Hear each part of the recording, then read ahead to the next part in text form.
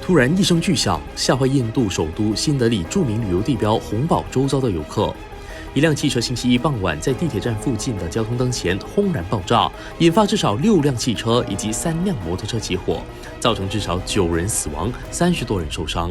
现场火光冲天，多辆汽车与3轮车被烧成焦黑残骸，附近店家玻璃也被震碎，街道一片狼藉。警方与救护人员赶抵现场，将伤者紧急送医。उनकी कंडीशन तो dead body है मैडम, वो तो अलग अलग पार्ट्स में थी, उठा के उनको गाड़ी में रखा गया और सीधा हॉस्पिटल。